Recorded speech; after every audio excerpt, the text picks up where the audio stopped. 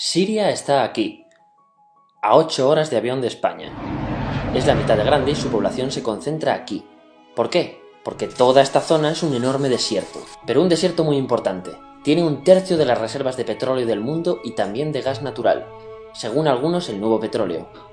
Para sacarlo de aquí y llevarlo a Europa, hay que rodear toda esta península y salir por el canal de Suez. Como te puedes imaginar, aquí te cobran. Pero hay otra manera más fácil, la línea recta. El que controle estas tuberías las puede abrir y cerrar, como un grifo. Si no pagas, no hay petróleo, ni gas. Esta región es la polla.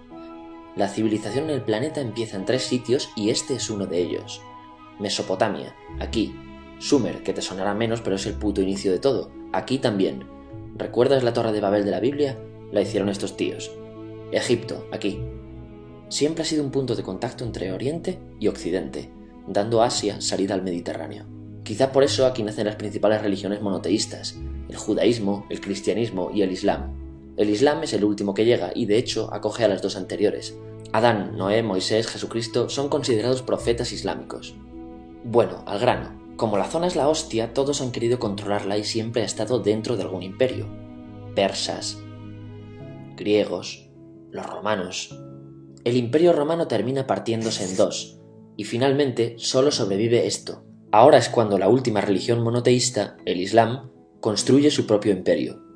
¿Te acuerdas de las cruzadas? Bueno, pues son los europeos cristianos intentando recuperar esta zona de la que estamos hablando. Los últimos en llegar son los turcos, que ojo, no vienen de Turquía, sino de a tomar por culo en Asia, junto con Gengis Khan. Lo conquistan todo y fundan el Imperio Otomano. El Imperio Otomano se queda ahí hasta la Primera Guerra Mundial, 600 años. Cuando acaba la Primera Guerra Mundial, aparecen pequeños países donde antes estaba el Imperio Otomano, y por primera vez vemos a Siria en un mapa. Hasta ahora la habíamos dibujado para no perdernos. ¿Y quién se inventa esos países? Lo que te voy a contar es alto secreto. Bueno, lo era en 1916. Este súper secreto se llama Acuerdo de Sykes-Picot. Los franceses y los ingleses no podían derrotar solos al Imperio Otomano. Solo podían si les apoyaba la gente que vivía dentro, en su mayoría árabes. ¿Cómo se los ganaron? Pues les prometieron la Gran Arabia, un país solo para ellos. El único problema es que era un timo. Antes de seguir, recuerda una cosa. Los árabes son un pueblo, pero no una religión. O sea, un árabe puede ser musulmán, puede ser cristiano, y antes del Islam parece que hubo tribus árabes con tradiciones judías. Bueno, pues a los árabes no les dieron ese único país que les habían prometido. En su lugar, franceses y británicos crearon muchos países pequeños. Estos países, obviamente, no eran países de verdad, sino zonas bajo su control con gobernantes puestos por ellos. Durante este tiempo hacen lo que quieren con la zona. Recuerda que hay petróleo. Siria, aunque no tiene grandes reservas, tiene fácil salida al mar, y Francia, que es la que se ha quedado con Siria, se lo da a compañías extranjeras. Después de la Segunda Guerra Mundial, los europeos se van. En el caso de Siria, son echados a patadas. Pero antes de irse, crean otro estado, Israel. No es el momento de hablar de ello, pero es un estado muy polémico que sus vecinos no reconocen. La prueba es que nada más irse los británicos, todos estos estados lo atacan. La zona, a partir de ahora, va a ser una puta bomba de relojería. ¿Y mientras qué pasa en Siria? Bueno, pues no es muy estable. Tiene golpes de estado constantes. En esa época aparece en Siria una ideología que se hace con el control y se expande por el mundo árabe, el Ba'ath. Esta ideología mezcla el antiguo sueño de una sola nación árabe con ideas socialistas. Y algo muy importante, es laica, o sea que no es religiosa. Siria se llega a unir con Egipto, un país con el que no tiene frontera. Pero no es algo raro, muchos de estos países intentan hacerlo también. Como recordarás, a esta gente se le había prometido un solo país y las ganas las seguían teniendo. Pero la unión falla. En este tiempo Egipto les convence para nacionalizar el petróleo. En Siria, Al-Assad, el padre del Assad de ahora, se convierte en jefe del estado Ba'ath. En Irak, también Ba'ath, comienza a ganar fuerza Saddam Hussein. Las diferencias entre ambos países dividen a los partidos Ba'ath de otros países en pro-Siria o pro-Irak. Ahora ocurre la Guerra Fría. El mundo se divide en 2, o eres de Estados Unidos o de la Unión Soviética. Son años muy movidos en los que se pegan constantemente con Israel, invaden su vecino Líbano y comienza una oposición islamista al régimen Ba'ath de Assad, los hermanos musulmanes. Vale, volvamos atrás un momento. Recuerdas que la mayoría de árabes eran musulmanes, ¿verdad? Pues dentro de los musulmanes hay 2 ramas fundamentales, los suníes, la mayoría, y los chiíes. En el caso de Siria, a pesar de ser un estado laico, los gobernantes como Assad y jefes militares eran chiíes, los cuales representan menos del 13%. En cambio, casi el 70% de la población es suní.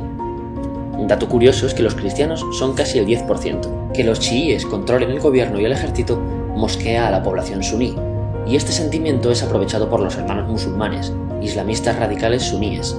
Estos toman las armas en la ciudad de Hama en contra del gobierno, y Assad acaba con la revuelta a costa de matar miles de civiles y encarcelar a mucha gente. En el año 2000, Assad padre muere y le sucede Assad hijo. Ante las presiones libera a muchos presos, trae internet y esperanzas de cambio. Hay un periodo de gran debate político y aparece la oposición. También vuelven los hermanos musulmanes. Los siguientes años son difíciles. Arrestan a la oposición. Y Bush incluye Siria en el eje del mal, y esto la aísla. Está mal visto negociar con Siria. Los kurdos, un pueblo que vive distribuido por varios países de la zona, empiezan a protestar también. Hay represión y muertos. En 2011, te sonará esto, ocurre la Primavera Árabe. ¿Qué es esto? Bueno, es una protesta que se va propagando por todos los países árabes pidiendo más democracia. Como ves, el mundo árabe, a pesar de estar dividido en países, tiene tendencias generales. Cuando llega a Siria, Assad hijo termina usando el ejército y en los enfrentamientos mueren unas 1000 personas. Los enfrentamientos irán escalando hasta que se conviertan en guerra civil. No hay un momento exacto de inicio. Lo importante es que hoy en día hay numerosas facciones en juego. Vamos a verlas. Pero primero piensa en que todo está dividido entre chiíes, la minoría, y suníes, la mayoría. Chiíes y además laicos, o sea no religiosos, son el gobierno de Al-Assad. Controla todo esto, que si recuerdas son básicamente las zonas chiíes del país.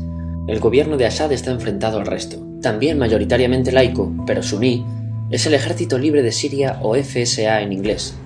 Junto con el Frente Islámico, que es religioso, y otros 70 y pico grupos más, forman una coalición que la prensa llama simplemente la oposición. También suníes e islamistas, pero radicales, son Al-Nusra, llamados Al-Qaeda en Siria, porque son básicamente eso, Al-Qaeda en Siria. Otros islamistas radicales son el ISIS o Estado Islámico. Salen de Al-Qaeda en Irak, controlan la mayor parte de Siria e Irak y se han hecho famosos por sus atrocidades. Su objetivo teórico impacta a muchos. Es un Estado Islámico a lo largo de Asia, África y Levante, aunque a ti ya te suena, ¿verdad? En naranja tenemos al pueblo kurdo, que recordarás porque el presidente Al-Assad lo reprimió, al igual que gobiernos de países próximos también hacen. Ahora controlan militarmente esta zona. Antes de terminar, repasemos los apoyos internacionales a fecha de octubre de 2015.